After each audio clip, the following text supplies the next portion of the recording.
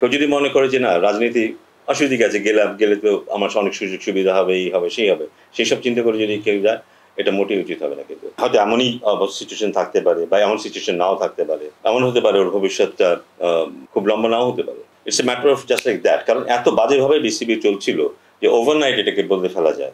বাংলাদেশের তরুণদের মধ্যে সবচেয়ে বড় সুপারস্টার ছিল সাকিব আল হাসান। ক্রিকেট খেলেই কিন্তু ক্রিকেটারদের মানে ক্রিকেটের ভক্তদের ভালোবাসায় কিন্তু তার এত সুপারস্টার বা তিনি আসলে তার এত ব্র্যান্ড হলো সবকিছুই এই ছাত্র যারা আন্দোলন করেছে তাদের সমর্থনের কারণে কিন্তু যেখানে আসলে রাজপথে ছাত্ররা আন্দোলন করছে, ছাত্র মারা আছে, কিন্তু সেই সাকিব আল হাসান তিনি কিন্তু কোনো প্রতিবাদ করেননি। আসলে এই বিষয়টা নিয়ে আসলে আপনি কি বলবেন? ওর জায়গা থেকে হয়তো ওর জন্য ডিফিকাল্ট ছিল। বাট আমি আমি আমি আমার ধারণা যে এমন একটা সময় এসেছিল যখন ও সহানুভূতিশীল হতে পারত। হতে পারত। ওর পক্ষে হয়তো এটা বলা সম্ভব ছিল না। সেই দলের একজন এমপি হিসেবে হয়তো বলা সম্ভব ছিল না যে সরকার অন্যায় করছে, সরকারের এটা করা উচিত না। সেটা হয়তো সেইভাবে বলা সম্ভব ছিল না তখন।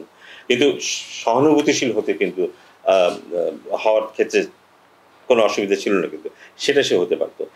কারণ সেটা করেনি, সেটার দায়িত্ব তাকেই নিতে হবে এবং সে কারণেই তাকে অলরেডি দায় নিতে হচ্ছে। কিন্তু আমরা মাঠে দেখতে পাচ্ছি তাকে নিয়ে অনেকে অনেক রকমের কমেন্ট করছে বা ইয়ে করছে। যেটা মোটেই কাঙ্ক্ষিত না। মানে তার মতো একজন খেলোয়াড়কে যাকে নিয়ে আমরা এত গর্ব করেছি, যে আমাদের বাংলাদেশকে এত সম্মানের জায়গায় নিয়ে গেছে।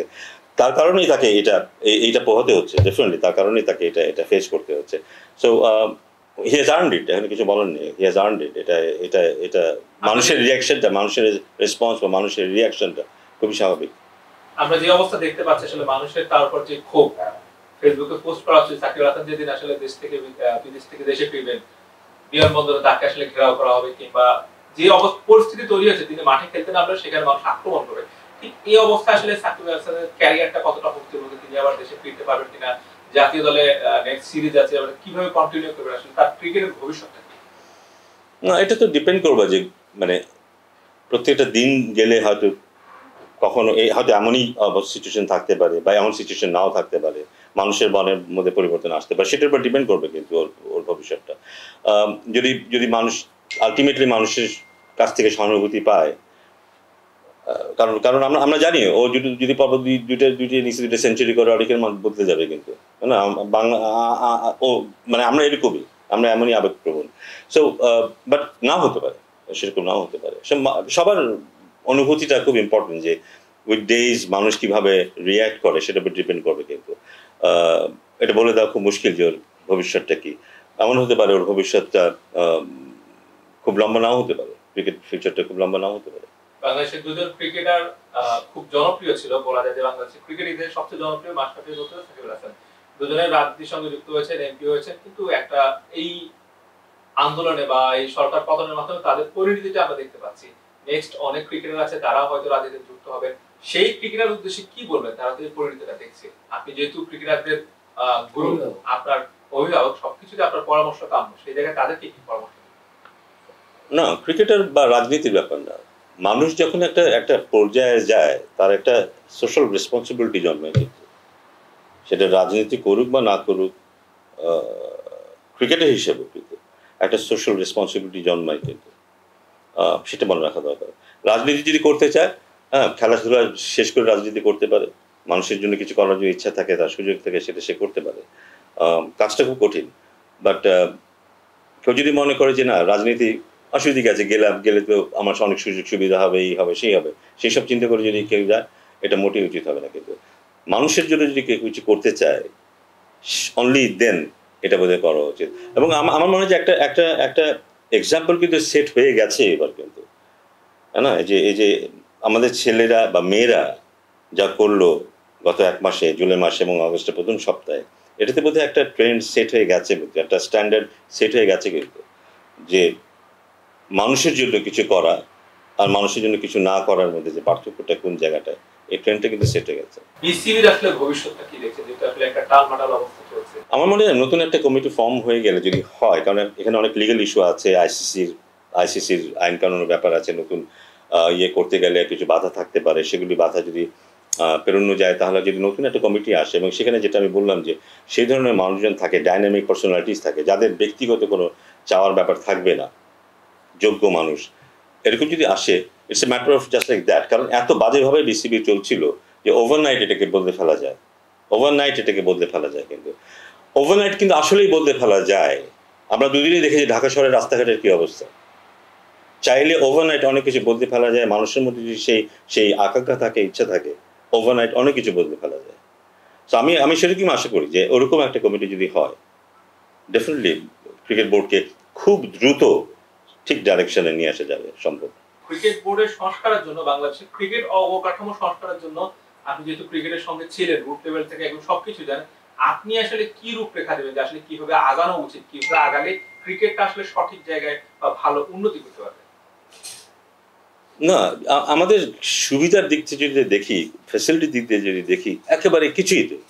আমরা ঢাকায় মিরপুরে কিছু ফ্যাসিলিটি আছে, আর কিছুই নেই। আমরা যদি আন্তর্জাতিকভাবে চিন্তা করি, কিছুই নেই আমাদের। সারা দেশে ফ্যাসিলিটি ডেভেলপ করা উচিত। আমরা ধরে নিই যে প্লেয়াররা নিজেরা শিখবে, ওদের কোচ নিজেদের চান্দা দিয়ে ওরা কোচ রাখবে, কোচ ওদের শেখাবে, যাদেরকে ভালো তাদেরকে আমরা নিয়ে নেবো। কোচের ক্রিকেট বোর্ডের দায়িত্ব তো এটা না। তো ক্রিকেট বোর্ডের দায়িত্ব হচ্ছে অপরচুনিটি তৈরি করে দেওয়া সবার জন্য। যত ইয়াং পিপুল আছে, ছেলেরা আছে, মেয়েরা আছে, ওরা খেলতে চায়, তাদের জন্য অপরচুনিটি তৈরি করে দেওয়া হলো ক্রিকেট বোর্ডের দায়িত্ব। ওরা নিজেরা খেলাধুলা করবে, নিজেদের ডেভেলপ করবে, ক্রিকেট বোর্ড টুর্নামেন্টের আয়োজন করবে, সেখানে ওরা আসবে খেলতে, যারা ভালো খেলবে তাদেরকে নিয়ে আস্তে আস্তে ডেভেলপ করবে। সো ওই জিনিসটা তো নেই এখন, ওরকম কোনো কালচারও নেই, ওরকম কোনো স্ট্রাকচারও নেই। সো ফ্যাসিলিটি ডেভেলপ করা, একটা কালচার ডেভেলপ করা প্রত্যেকটা রুট লেভেল থেকে, প্রত্যেকটা ডিস্ট্রিক্ট লেভেল থেকে কিন্তু এটা হওয়া উচিত। ডিস্ট্রিক্ট কোনো খেলাধুলাই নেই, কোনো খেলাধুলাই নেই। মানে এত বছর একটা বোর্ড থাকলো এখানে, ডিস্ট্রিক্টে খেলাধুলা নেই, যেখান থেকে আসলে শুরু হবার কথা, সেটা কিছুই করতে পারলো না বোর্ড। কারণ বিদেশে যাওয়ার সময় সবারই হয়, কিন্তু ওখানে যাওয়ার সময় কিন্তু কারো হয় না, কারো সময় হয় না। এতে বোঝা যায় যে তাদের মনোবৃত্তি কি, যারা কি চেয়েছিল বা কি চায়। সো আমার মনে হয় এইসব জিনিসের চেঞ্জ হওয়া দরকার। যারা দায়িত্বে আসবে, সেটা প্রিভিলেজ না যে আমি একটা চেয়ার দখল করলাম, এখন তো আমি ভিআইপি হয়ে গেলাম, আমি একটা সেলিব্রিটি হয়ে গেলাম, তা না। এটা একটা রেসপন্সিবিলিটি। যারা দায়িত্বে আসবে তাদেরকে সেই রেসপন্সিবিলিটি নিতে হবে যে আমি আই উইল মেক শিওর যে আমাদের সারা দেশে সবাই খেলাধুলার সুযোগ পাচ্ছে। আমাদের যা সক্ষমতা আছে ক্রিকেট বোর্ডের, সেটা ইনভেস্ট করে সুযোগ তৈরি করতে হবে তাদের জন্য, এবং তারা যেন উঠে আসতে পারে সেই রাস্তাগুলো করে দিতে হবে, এবং সেখানে যেন ফেয়ারনেস থাকে। আমাকে অনেকে বলেছে যে ফেয়ারনেসের খুব অভাব, আমার একাডেমিতে প্র্যাকটিস করে দেখেই সে সুযোগ পায়, অন্য কেউ আর সুযোগ পাবে না। এই যে একটা কালচার তৈরি হয়েছে, এবং সেই কালচার তৈরি করা হয়েছে কিন্তু, এবং এরকম আরো অনেক কিছু আছে যেগুলি বৈষম্য হয়েছে কিন্তু ভেতরে নিচে।